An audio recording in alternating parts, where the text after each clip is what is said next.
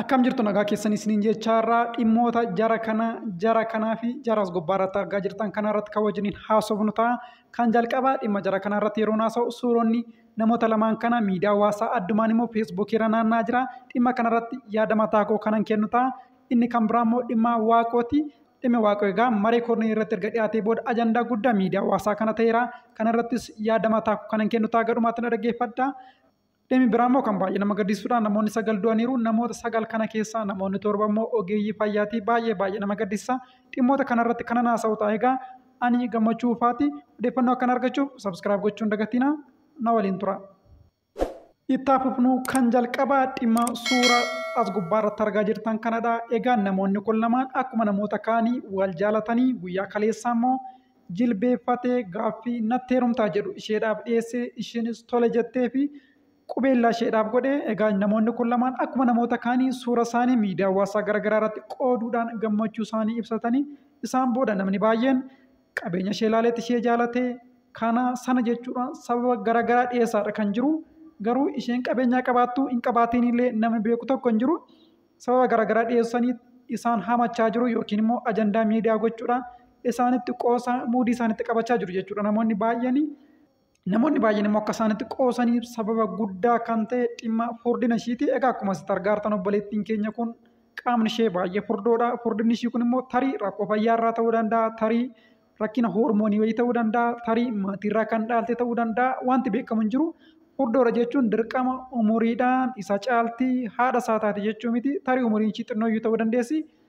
Furdina ishii irraa kan ka'e egaa namoonni baay'een isaanitti qoosaa jiru. Isaanitti qoosuun namootaa kun sirriidha jedhee yaadu. Isaanitti qoosamuu hin qabu jettanii warri yaaddan qubee A koomenteeratti na barreessaa. Ayi baga isaanitti qoosame wanti kun sirrii miti jarri kun wal fuudhuu hin qaban jettanii warri yaaddan immoo qubee B koomenteeratti na barreessaa. Yaada keessan ilaala jechuudha.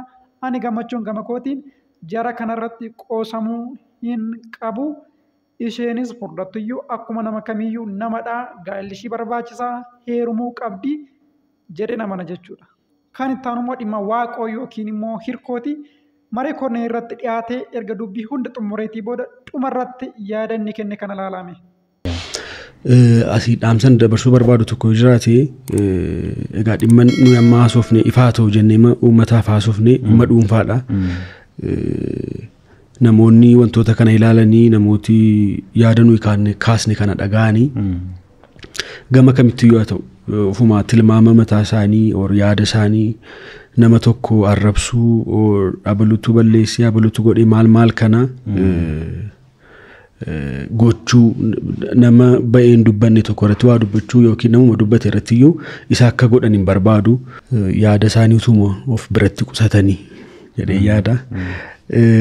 Lammaffaa immoo yoon interviyuu bira deeme yookaan poodkaastii biraa yoon deeme wanta kanarratti deebi'ee haasa'uu hin barbaadu. Asumaan namootni carraa miidiyaa qabanii kana booddee wal agarru immoo waan kana akkana gaafatan hin barbaadu. Argitanii hirkoon yaada kenne kanaan booda dhimma kanarratti poodkaastii kamitti yoon dhiyaadhe gaaffii gaafatamuu hin barbaadu dhimma gaa'ela koo irratti jedheera. Egaa gaa'elli isaa akka isa jalaa diigame haadha manaa isaa faanallee akka gargar ba'e ibseera poodkaastii kanarratti. Garuu kanaan booda poodkaastii biraa irratti yeroo inni dhiyaadhu dhimma kana akka nan gaafanne jedheera. Itti aanseellee dhimmi kun ajandaa miidiyaa hawaasaa akka ta'ullee fedha kan qabne just addaan ba'uudhuma isaa qofa ibsachuuf akka dubbate himeetu jira. Addumaan immoo maachuriitii yookiin immoo bilchina waaqoon qabu kanan arge waa'ee haadha manaa isaa duraanii yeroo dubbatullee bakka isheen hin jirretti ammeenya ishee dubbachuun barbaadu. Ana biras maatiitu jira, ishee duubas maatiitu jira, namoota miidhamantu jira. Kanaafuu haala kamiin gargar baanee rakkinni ture maalla kan jedhu ditteelii dubbachuun barbaadu. Namootaaf of eeggachuun qaba jechuudhaan dubbateera. Kun maachuriitii bilchina ajaa'ibaatti dhugaa dubbachuuf. Iddoo namoota tokkooti isheetu kana na godhee isheetu sana na godhee jedhee sababa garaagaraa dhiyeessuu danda'a. Sababa mataa isaanii qabaata, dhimma addaan baaneef ni qabaatu. Garuu dhimma hunda miidiyaa hawaasaatti fidee irraa dubbachuun narraa eegama jedhee yaadu jechuudhaan piraayiveesii isaa akkasumallee piraayiveesii haadha manaa isaa duraanii eegeetu jira jechuudha. Hundi keessamee warri viidiyoo kan ilaaltan waaqodhaaf harka reeba. Dhugaa dubbachuu baanaan baay'ee na ajaa'ibeera maachuriitiin isaa.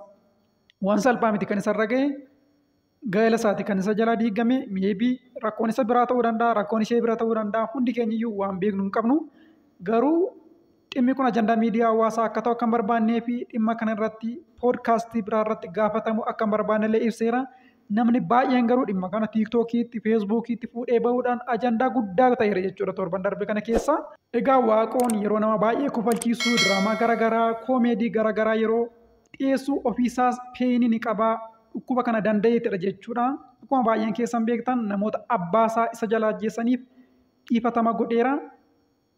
Abbaansaa isa jalaa yeroo du'u gadda kana keessa darbee amamoonni kun gadda lammaffaadha. Qorumsa kana hunda keessattiyyuu garuu qorumsa kana hunda baatee peenii kan hunda danda'e jireenya isaa itti fufuudhaan koomedii garaagaraa qoosaa garaagaraa hojjechuudhaan namoota warra kaaniyyuu bashannansiisaa jira. Naman baay'ee ajaa'ibsiifadha.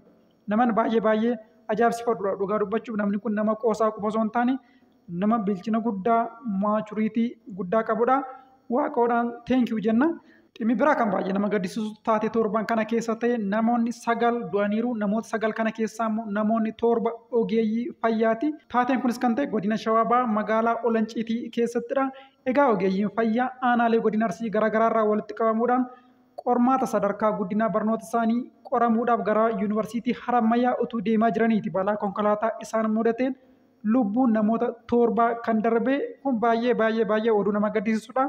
Egaa ogeeyyiin fayyaa kun halkan guyyaa utuu hin jedhin uummata isaanii warra tajaajilaa turanidha. Haala kana lubbuun isaanii darbuun baay'ee nama gaddisiisa. Maatii isaanii, firoottan isaanii akkasumallee hawaasa jarri kun tajaajilaa turaniif jajjabina guddaan hawwa. Dhimmoota ajandaa yeroo irratti qophii gabaabduun isiniif qabadhee dhufe kan kana fakkaatudha. Warra sabskiraayib hin goone chaanaalii keenya sabskiraayib gochuu hin dagatina. Ani gammachuu ufaatii bakka jirtanitti nagaan tura.